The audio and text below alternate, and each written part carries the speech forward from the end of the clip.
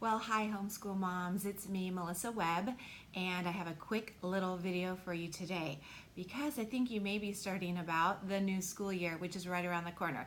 So it's time to start thinking about lesson plans. And it's a question I get asked frequently, how I've lesson planned, how you might want a lesson plan. I'm going to tell you there's no right or wrong way.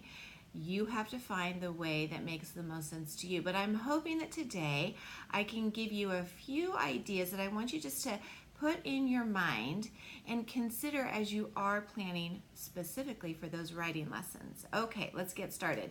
So my goal today is obviously to relieve some pressure for you. I also want to build your confidence. And of course, I want to help you produce results. If those three things get accomplished, well then that's a big win for all of us. Okay, so I want to talk first about number one, focusing your mind to really consider the fact that we want quality, not quantity. Okay, did you just take a sigh of relief? I hope so, because I want you to remember that quality is going to produce better results than quantity. A lot. Now, this is my philosophy, this is my opinion, and some people would certainly disagree, and they would say, no, every day students should be writing a paragraph every single day, practice a paragraph every single day. My experience with the multitude of years I've been teaching is that burns kids out. They don't like it. You end up struggling. They fight. I do love like a little journal write every day, but not structured. What I like to do for the quality pieces, which should be happening monthly, is to really focus on one style and then give all the time and attention that month to that style. So at the end of a month, you have a great quality piece. Now that is going to not only relieve stress, but that is going to produce results, because at the end, all of the processes will have been worked on and perfected, and students are going to succeed. Okay, so one, quality versus quantity. Okay, number two, you need to get informed on what it is you're going to teach. That part's really important, and that's how it's going to build your own confidence. So a lot of homeschool moms are wondering, what does the credentialed teacher know that I don't know? Well, the credentialed teacher knows that she or he must be informed on what needs to be taught. And that is available right at your fingertips. I am not a fan of all things Common Core, but I have to say, I really do like the core standards when it comes to writing. And many of our states in the United States have already adopted these. And I think for good reason, because it does make sense. So there are three main styles, if you think of them as the umbrella.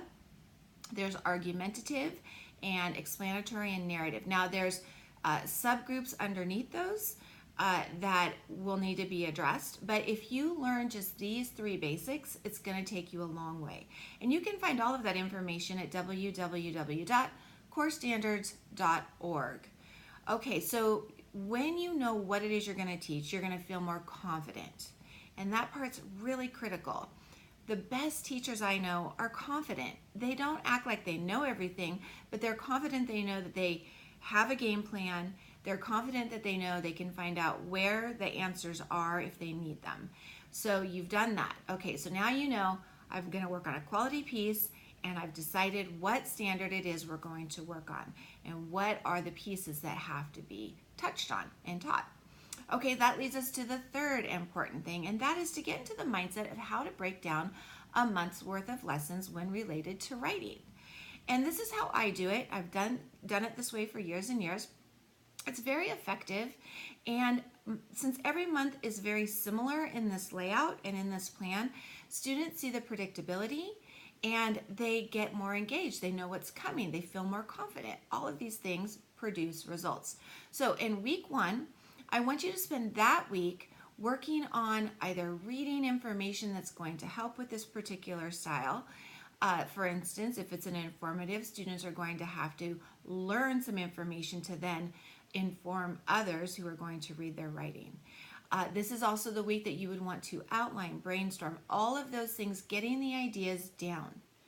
In week number two, that's the week for the rough draft. So that's when we're going to take all of our ideas and our thoughts and what we've learned, our notes, our index cards, whatever format you're using. Now we're going to actually write out sentences and paragraphs, okay? This is the sloppy copy week. In week 3, it's time to hit on revision and editing, which are not the same thing. So it's important to teach the two differences and how to revise and edit a child's paper. Students need to learn how to do that independently, and they absolutely can. There are enough tools out there that can help them with that. In the 4th week, it's time to polish and publish and get this done. And by the end of that time, these kids are really proud of what it is they have written. And don't forget, in this final stage, it's really important that students are interacting with other students so that they can get feedback. As great of a cheerleader as you, Mom, are, they need an audience a little bit bigger. All right, so there you go. That's what I want you to work on as you're thinking about your writing lessons this year. Remember, quality, not quantity. Find out what it is you need to be teaching. Then follow the 4-week writing plan. And there you have it. Okay, sound great? If right now you're thinking, yeah, that sounds really great, Melissa, are you going to do it for me? The answer is yes, I am. If that is what you need, that is what I can provide. I have already taken care of it for this upcoming school year, and you can check it all out over at my website. Just look at the writing courses that I'm offering. Just go right on over to writeonwebb.com. That's WRITEONWEBB. And I would love to get connected with you. So by all means, come find me, connect with me, and know that I can support you in this area, and we'll make it a great year. Sound super? I hope so. Right on, everybody, and have a great day.